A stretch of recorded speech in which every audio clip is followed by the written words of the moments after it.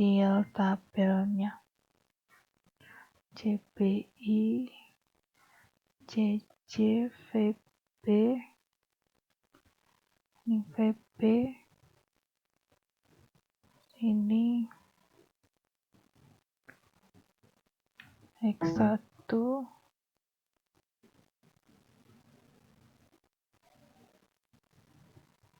ini X1,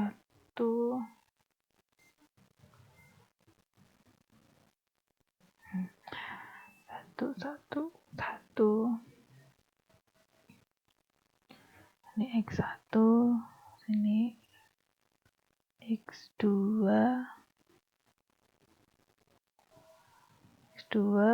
ini ada D1 plus, oke, ini D1 plus,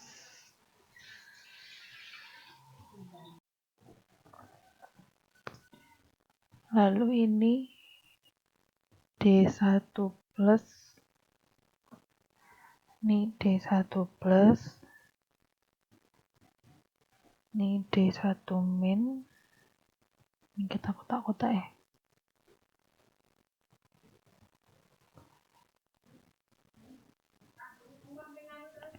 Nah, kotak-kotak.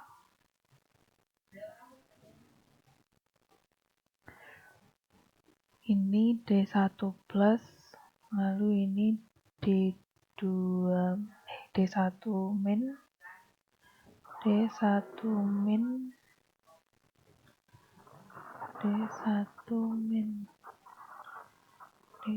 min, lalu ini D2 plus,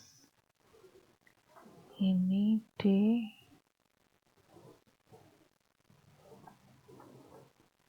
D2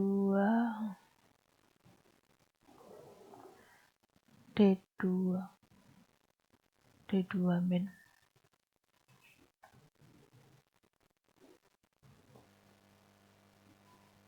Ini D1 plus, D2 min, D1 plus, D1 min, D2 plus, D2 min. Ini semua variabelnya harus ada di sini. VB, lalu ini adalah RHS pembatas yang pertama tadi di sini kita tulis. Untuk X1 di sini 2,5, lalu di sini 5, D1 plusnya itu min 1, D1 minnya ini min kali min jadi 1. Di sini D2 nya tidak ada jadi sini 0. RHS nya di sini 90. Lalu untuk pembatas yang kedua ini 3,5, lalu 3,5 X2, D1 plusnya tidak ada di sini sini 0, sini ada D2 plus, di sini D2 plusnya min karena dikali min di min 1, lalu D2 minnya ini jadi positif. Di sini hasilnya 90. Ini tabelnya.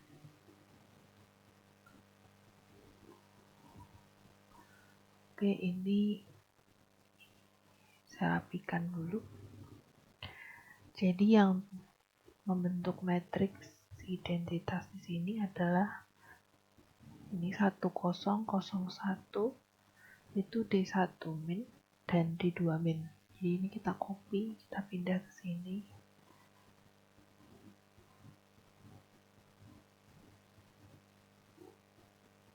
Nah, seperti ini. Terus untuk mengisi CC ini kita dapatkan dari fungsi tujuan. Di sini ada di D1 plus. D1 plus nya itu 1 D1 plusnya 1 dan D2 plusnya 1.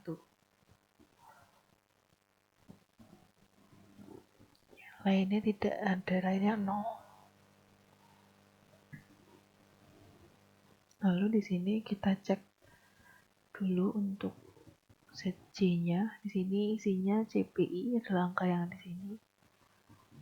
Jadi CPI untuk D1 min itu 0 dan D2 min CPI-nya di sini 0. Lalu kita cek ZJ-nya.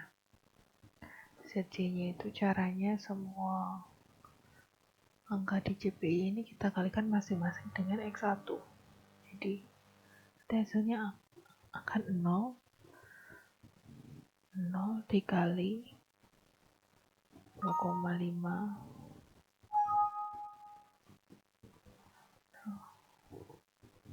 0 dikali 2,5 ditambah 0 dikali 3,5.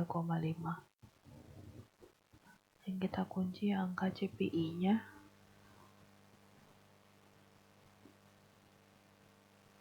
seperti ini. Lalu kita geser geret angkanya. Nah, di sini kita dapatkan untuk ZJ itu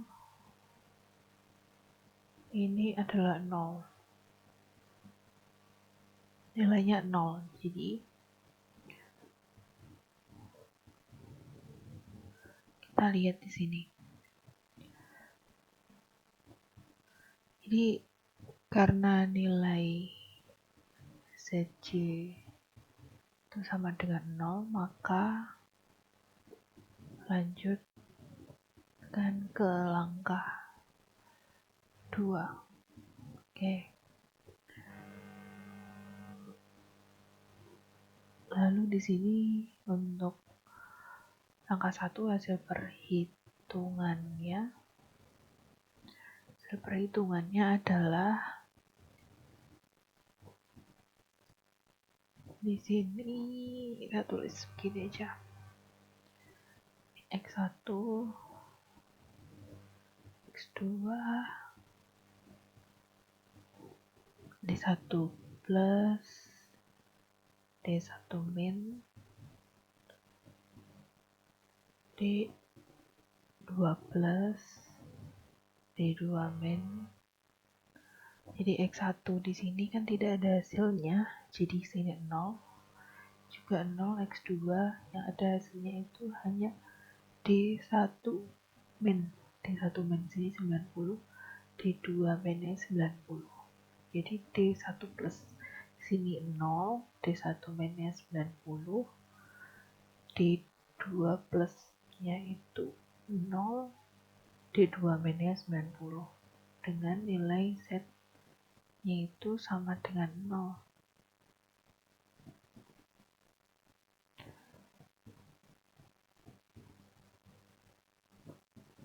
Nah, ini untuk hasil perhitungan di langkah yang pertama. Karena hasilnya itu ZJ itu sama dengan 0, maka lanjutkan ke langkah 2. Jadi penyelesaian menggunakan metode sekuensial ini dia memang bertahap. Tahap pertama itu kita selesaikan dulu untuk prioritas pertamanya. Apakah nilai Z di sini itu sama dengan 0? Kalau sama dengan 0, maka lanjut ke langkah 2. Kalau nilai 0 ini lebih dari kalau Z-nya ini nilainya lebih dari 0, maka nanti akan kita ulangi lagi iterasinya dengan langkah-langkah yang berbeda. Nah, untuk nilai Z lebih dari 0, nanti saya akan bikin video barunya lagi untuk tutorialnya. Lalu bagaimana jika nilai Z di sini ternyata sudah ditemukan angkanya di sini X1 berapa, X2 berapa, dan ini ketemu nilai Z. Nah, itu artinya iterasinya berhenti. Jadi kita sudah menemukan nilai optimalnya itu sebesar nilai X1 dan X2-nya di sini dengan nilai Z sejumlah di sini. Namun ketika kita tidak menemukan nilai dalam X1, X2 di sini, tapi nilai 0 di sini, tetapi nilai Z di sini lebih dari 0, maka artinya akan lanjut ke langkah kedua, tapi menggunakan langkah-langkah yang berbeda dengan langkah-langkah yang sekarang kita kerjakan ini. Jadi yang kita kerjakan ini khusus untuk nilai Z untuk langkah pertama ini sama dengan 0. Oke, lalu kita lanjut ke langkah kedua. Langkah 2.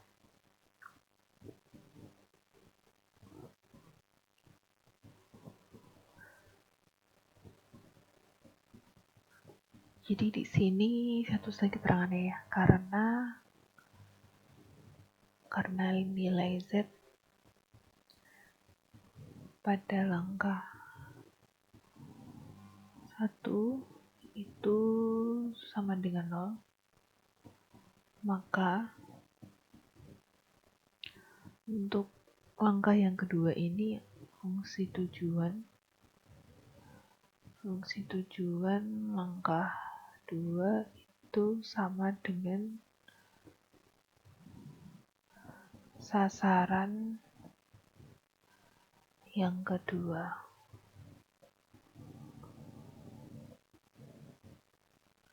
Lalu untuk penyimpangan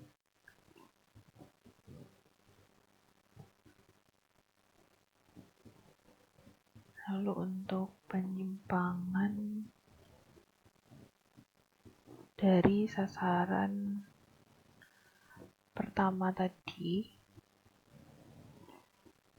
dihilangkan.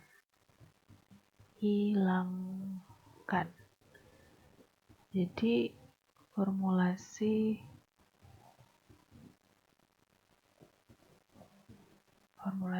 penyelesaian masalah adalah sebagai berikut ya. Di ini minimasi tujuannya tuh, fungsi tujuan itu adalah minimasi untuk prioritas yang kedua itu kita lihat tadi di sini. Jadi prioritas kedua itu adalah mencapai keuntungannya minimal 2000. Jadi di sini sasaran yang keduanya itu D3 min. B2-nya D3 min. Minimasi untuk D3 min di sini. Fungsi tujuan.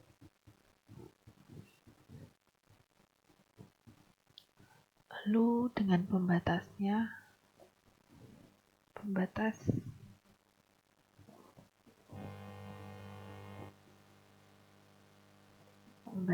kita menggunakan semuanya, kita masukkan ya, karena ini langkah yang terakhir, jadi pembatasnya kita masukkan semua. Pembatas dari sasaran 1 dan sasaran 2. Jadi kita copy di sini. Ini sasaran 1.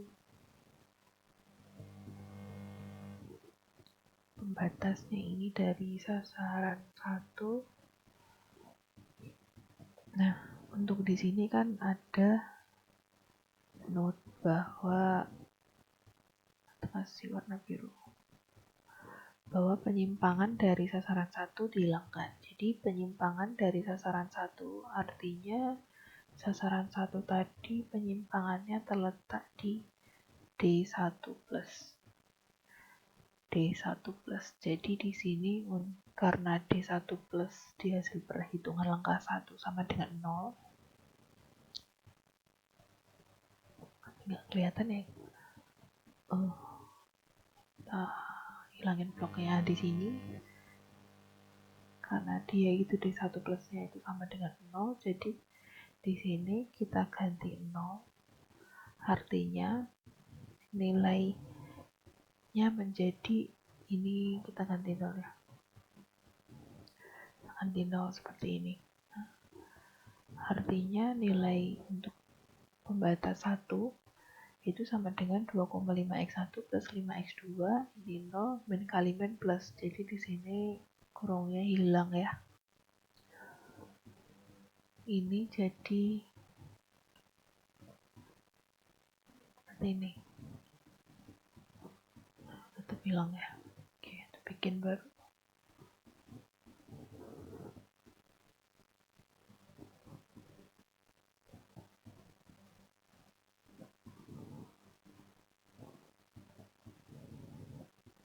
Sama dengan D1 ditambah D1 min. Kita copy aja dari sini ya.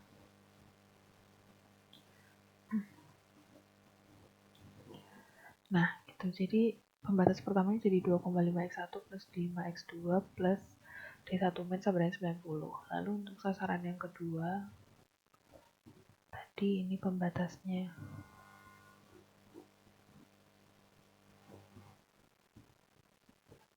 Ini sasaran yang kedua. Ini juga sama, kita lihat di sasaran yang kedua itu tadi penyimpangannya di 12. Jadi nilai D12 di sini itu karena sama dengan 0, maka kita hilangkan di dalam model ini. Jadi ini kita isi sama dengan 0, jadi hasilnya akan 3,5x1 plus 3,5x2 plus D2 min. Seperti itu. Jadi tandanya plus.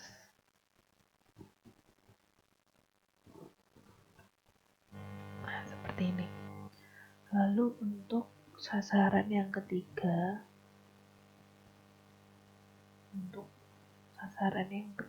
itu masih seperti yang sebelumnya.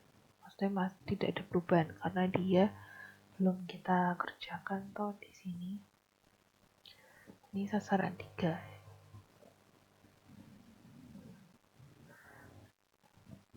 Lalu jangan lupa untuk memberikan pembatas ini. X1, X2, D1, D2, D3-nya harus lebih dari sama dengan 0. Jadi kita lihat di sini untuk langkah yang kedua itu jadi fungsi tujuannya itu sama dengan prioritas yang kedua, dan untuk pembatasnya itu adalah sama, pembatas 1, 2 dimasukkan, tapi dengan penyimpangannya di sasaran 1 dan 2 itu kita hilangkan. Di sini kan hasilnya 0. Jadi kita masukkan angkanya 0 di dalam persamaan tadi, lalu persamaannya menjadi seperti ini.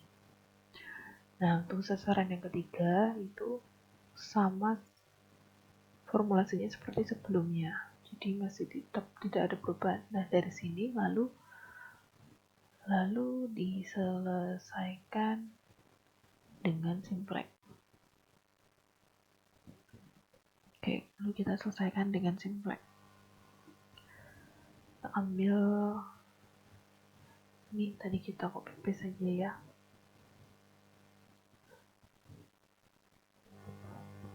Kita copy paste di sini, hanya kita tambahkan dua tabel lagi, D2 kolom. Ini untuk D3.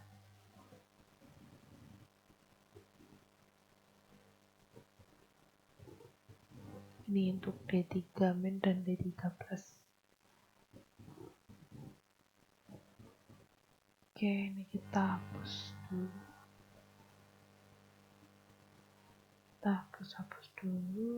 Ini kita tambah satu lagi.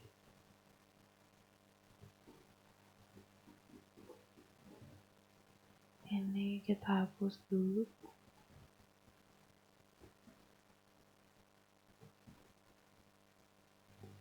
Oke.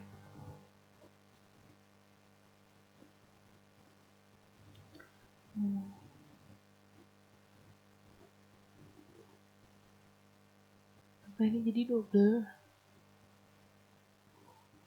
Oke. Ini jadi double.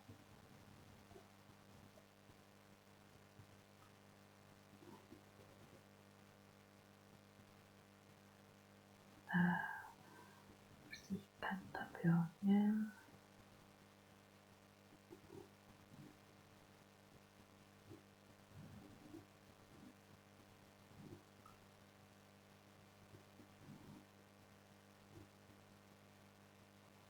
Oke.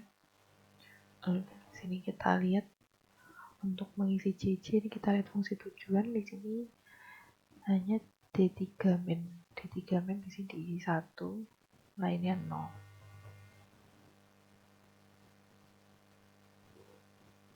Lalu untuk di sini masukkan pembatas-pembatasnya sama seperti tadi ya.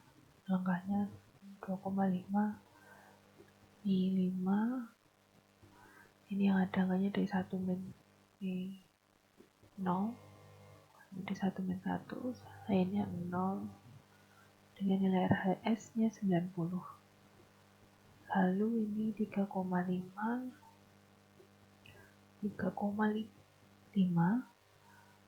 sini angkanya ada di D2 min, berarti D1 semuanya 0, D2 plus 0, D2 min 1, D3 min di sini juga tidak ada jadi 0. Lalu RHS nya sini 90. Ini yang pembatas ketiga, ini di 50, 70. D1 D2 nya di sini ada jadi 0, 0, 0, 0. Untuk D3 plusnya sini min 1. Ini D3 min ya, kali min jadi ini plus 1. Di sini 2000. Lalu di sini kita lihat variabel basisnya.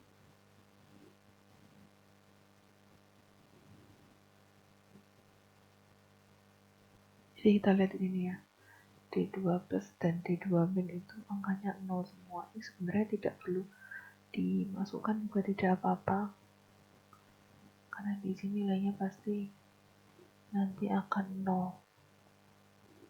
0 terus. Jadi gini,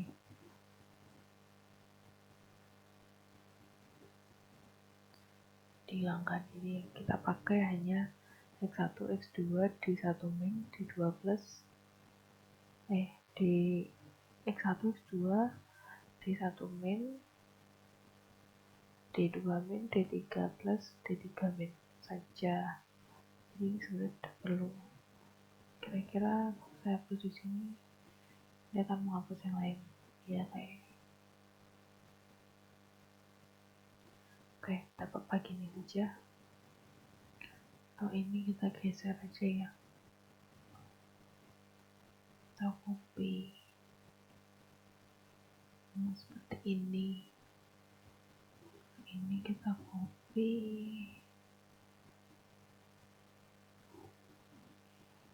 Ini. Dan ini.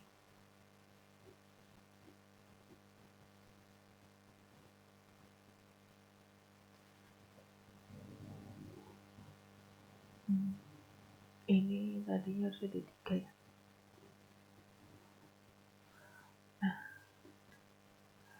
jadi tadi kan di D2 plus dan D1 plusnya kan hasilnya 0 di sini. Jadi di sini kan kita hilangkan, lalu tabel simpel ini sebaiknya juga dihilangkan, tidak perlu dimasukkan karena percuma juga nggak ada isinya nanti.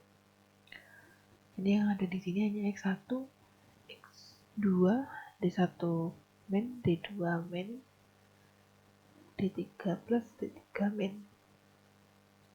Oke, lalu kita cek. Di sini CPI-nya. Untuk ini kita lihat yang merupakan matriks identitasnya itu di sini D1 min. Kita copy di sini, lalu ini D2 min dan ini D3 min. Oke, di sini nilai CPI nya D1 minnya 0, D2 minnya di sini 0, D3 min di sini 1, angkanya 1. Lalu kita cek nilai ZC.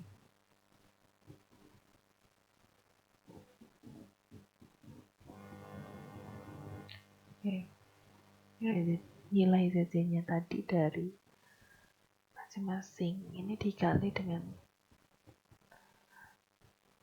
kolom variabelnya. Oke, begini. Ini saya memang walaupun pakai Excel, saya pakai cara yang manual karena agar terlihat perhitungannya asalnya dari mana kalau di video. Karena terlalu banyak rumus Excel nanti, misalnya rumus Excel yang tidak biasa, jadi nanti akan beda lagi tutorialnya. Mungkin pekerjaan full programming menggunakan Excel gitu bisa. Nanti next time saya juga akan bikin videonya. Jadi ini yang kita kunci, yang angka kolom, angka CPI maksud saya. Nah, ini lalu nilai nilai CC min ZC nya adalah CC min ZC.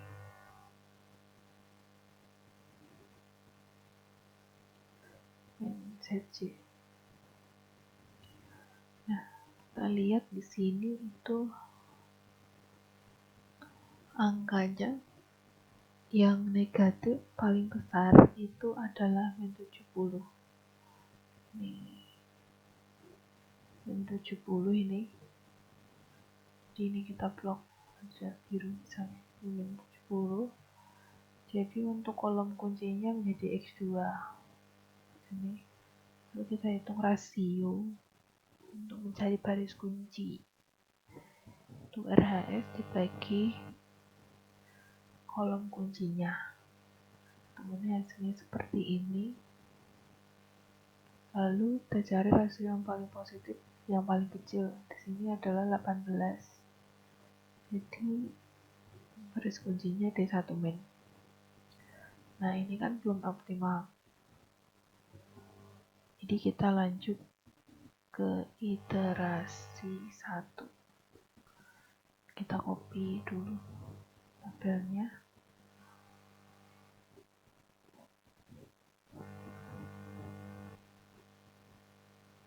Copy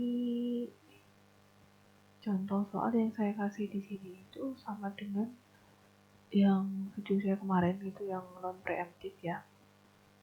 Jadi sebenarnya penyelesaiannya itu tergantung dari pengambil keputusannya mau pakai metode yang mana. Begitu. Lalu ini kita lihat di sini kan untuk yang variabel yang keluar itu D1 min. D1 min ini karena dia merupakan baris kunci, ini D1 min. Sini kita keluarkan. Yang kita masukkan yang kolom kuncinya X2 ini. Jadi ini kita isi di sini, kita ganti X2. Lalu nilai X2 yang baru di sini sama dengan nilai sebelumnya, itu D1 min dibagi dengan angka kunci 5. Angka kunci itu angka perpotongannya, jadi antara baris dan kolom ini kan perpotongan di angka 5, jadi angka kuncinya 5. Nah, masing-masing baris ini dibagi dengan 5 menjadi nilai baru untuk X2. Jadi ini kita kunci angkanya, kita geser, hasilnya jadi seperti ini. Lalu untuk nilai baru dari D2 min itu angkanya nilai sebelumnya 3,5 dikurangi kolom kunci ini 3,5 dikali nilai baru dari baris kunci tadi ini 0,5. Yang kita kunci angkanya sih udah yang kolom. 3,5 yang kita patenkan angkanya, maksudnya kita kasih simbol dolar ini, karena setiap hasilnya seperti ini, karena setiap nanti nilai baru di subkolom ini akan semuanya dikali dengan 3,5. Contoh lagi ya, atau lagi misalnya mencari nilai D2 min dari D1 min, kemudian nilai sebelumnya dikurangi dalam kurung 3,5 dikali 0,2, jadi kolom dikali baris sini. Nah, di sini kan angkanya sama pengkalinya 3,5 semua satu baris. Jadi ini angkanya kalau di Excel saya kunci angkanya di sini. Kita geser. Nah, lalu ini yang D3 min juga sama ya. Isinya itu sama. Oke, ini berarti 50 dikurangi 70 dikali dengan 0,5. Hasilnya seperti ini.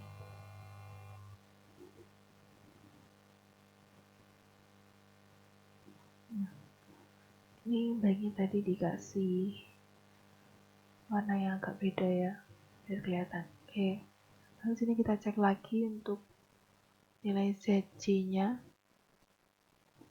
Kita cek lagi untuk nilai ZC-nya.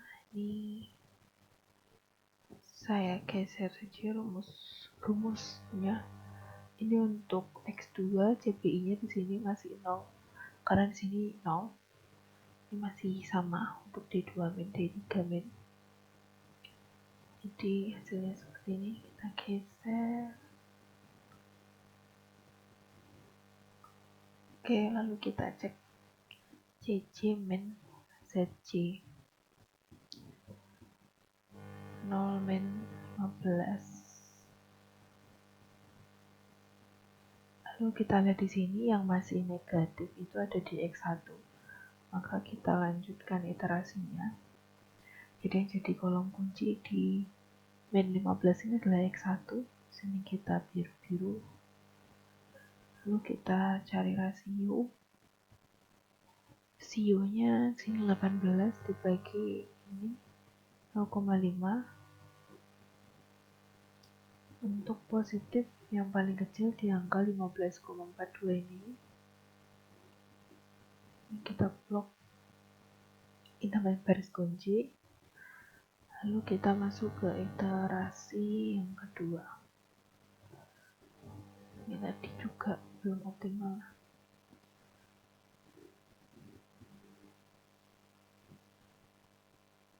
Iterasi yang kedua kita copy lagi.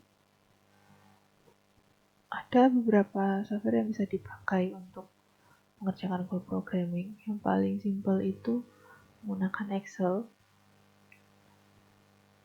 Dan untuk software apa nanti yang bisa digunakan, dan kali saya akan update videonya.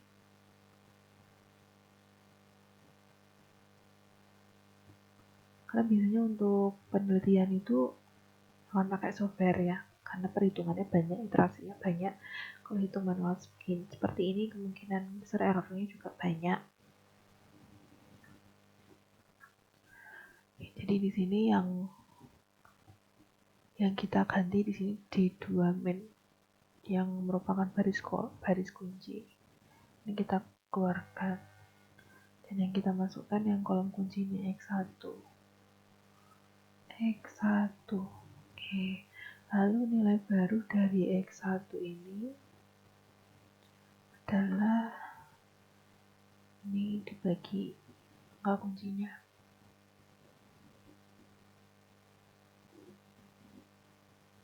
Jadi ini 0 bagi 1,75, min 0,7 dibagi 1,75, seperti itu ya. Ya, kita lakukan iterasi sama seperti tadi caranya. Ya, saya percepat klik-kliknya ya. Ini kali ini ya nggak cepet-cepet banget sih.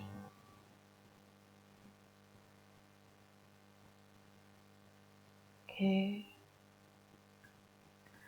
ini kurangi ini kali ini.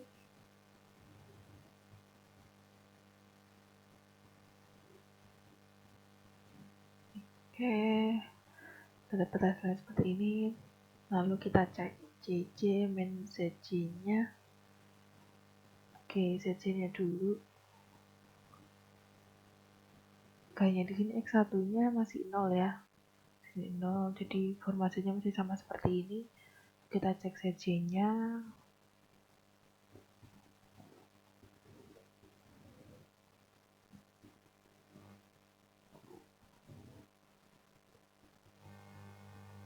Oke, 0 dikurangi ZJ nya 15. Oke, kita lihat ini sepertinya ada yang error ya. Ini cara ngeceknya gini. Kalau di sini udah benar ya. Ini ada metrik identitasnya. Kalau di sini dia belum. Ini baru ini di tengah-tengah ini. Jadi ini ada sesuatu yang salah di sini. Mari kita lihat.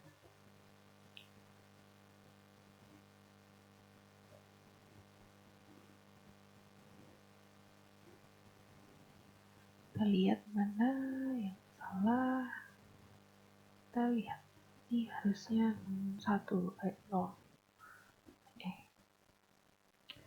Yang D3 min X1 ini berarti harusnya kalau sebelumnya ini dikurangi ini dikali ini dikali ini kali 1. Nah, 0 gitu. Jadi mudah ya untuk mengecek ketika hasilnya sepertinya ada yang aneh. Itu sebelum kita cek ZJJ nya itu tetap kita lihat metrik identitasnya harus tetap ada. Di sini DX2, X1 dan D3 min gitu. Nah, ini sudah benar. Lalu kita cek ZJ nya tadi.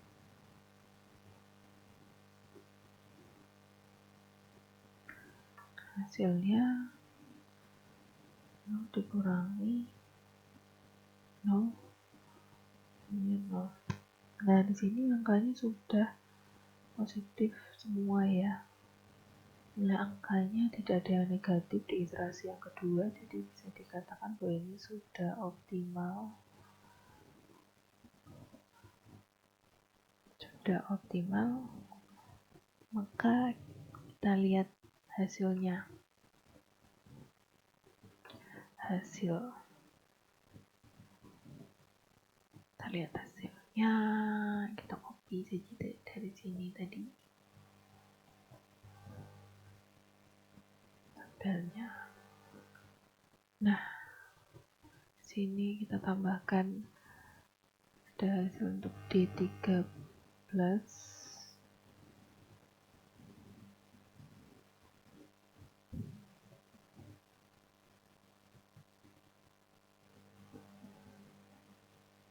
Oh, ini dari Z ya. Lalu ini D3 min.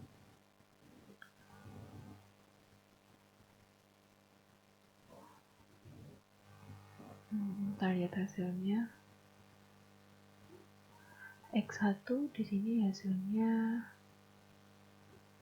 15,4286 sekian. X2 hasilnya 10,28 sekian ya. D1 plus di sini tidak ada 0, D1 min tidak ada, D2 plus tidak ada, D2 min tidak ada, D3 plus tidak ada, D3 minnya di sini angkanya ini. Nah, maka di sini kesimpulan.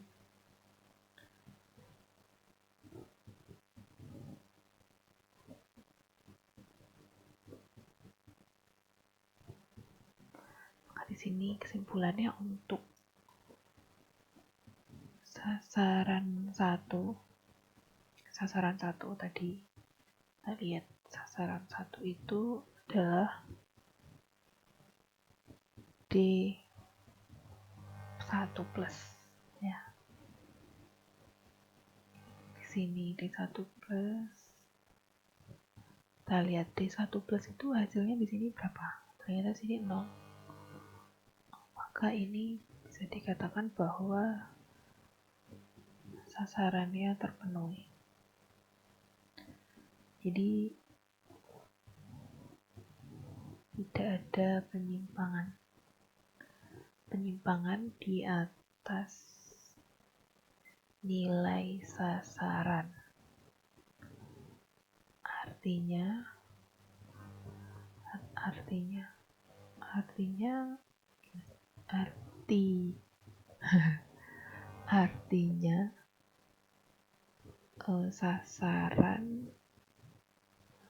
sasaran untuk meminimalkan jam lembur di Departemen 1 tadi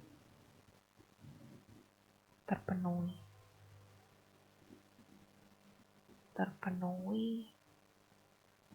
untuk nilai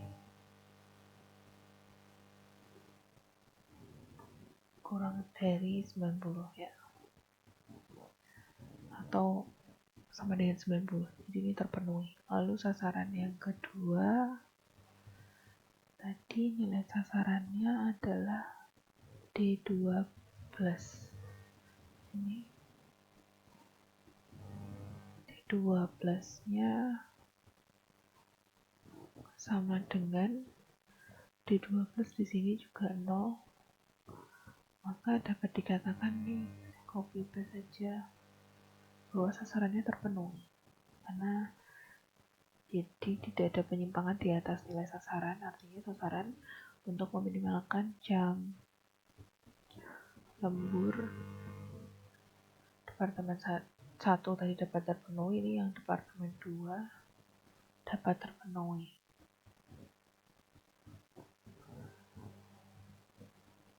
Lalu untuk sasaran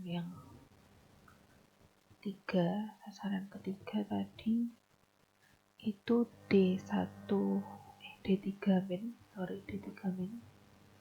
Kita lihat D3 min ini angkanya adalah ini 508,57.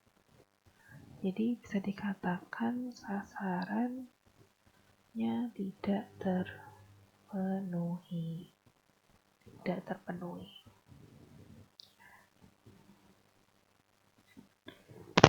Nah, nilai ini tidak terpenuhi. Jadi tadi kan sasarannya adalah minimal 2000, atau jadi untuk sasaran ketiga itu D3 min sama dengan 508,57. Karena ini tidak sama dengan 0, maka sasarannya tidak terpenuhi. Jadi arti kata D3 min ini adalah maksudnya tidak terpenuhi, jadi masih ini terjadi penyimpangan di bawah nilai sasaran. Jadi masih terdapat kekurangan sebesar 508,57. Oke. Jadi untuk pengerjaan sequential metode ini sudah selesai untuk non-preemptive. Terima kasih sudah menonton video saya. Jangan lupa like dan subscribe ya. Lalu untuk selanjutnya nanti saya bisa upload lagi untuk yang metode selanjutnya. Oke, terima kasih. Dadah.